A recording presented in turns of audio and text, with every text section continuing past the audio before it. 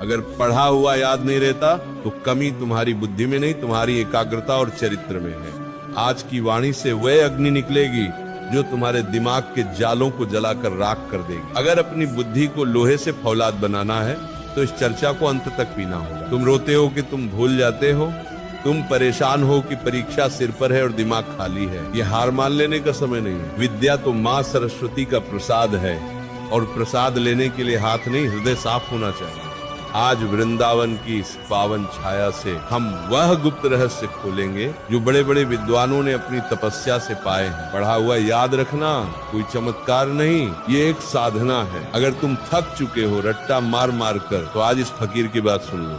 तुम्हारी बुद्धि का द्वार खुल जाएगा और ज्ञान तुम्हारे भीतर ठहरने लगेगा। तू कहता है कि याद नहीं रहता, मैं कहता हूँ तुझे सब याद रहता है। तुझे वो पिक्चर की कहानी याद है जो तूने 3 साल पहले देखी थी। तुझे वह गाली याद है जो किसी ने बचपन में दी थी। तुझे वह अपमान याद है जो किसी ने भीड़ में किया था।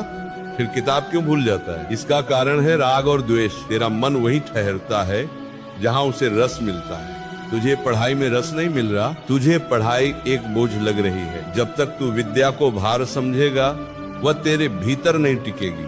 पहली शर्त सुन ले, बुद्धि को साफ कर। जैसे गंदे शीशे में सूरज की रोशनी नहीं दिखती, वैसे ही गंदे मन में सरस्वती का प्रकाश नहीं ठहरता। दिन भर मोबाइल पर जो गंद देख रहा है, जो व्यर्थ की चर्चाएं कर रहा है, वह तेरे दिमाग की मेमोरी खा रही है। उन्हें डिलीट कर, तभी नया और कीमती ज्ञान वहां टिकेगा।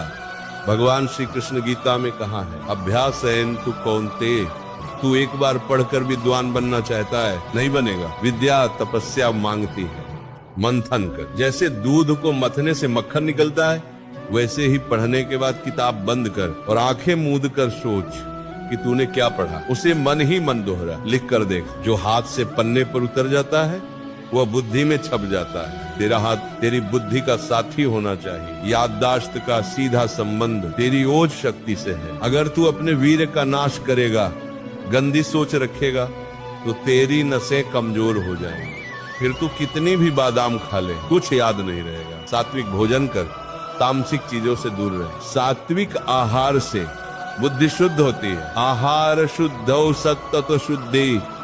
जब बुद्धि शुद्ध होगी तो कठिन से कठिन सूत्र भी तुझे सरल लगने लगेंगे। देख, ये दिमाग कोई कूड़ेदान नहीं है। तू दिन भर मोबाइल पर गंद देखता है, जगत की व्यर्थ बातें सुनता है, दूसरों की बुराई करता है और फिर सोचता है कि गणित या विज्ञान इसमें बैठ जाएगा।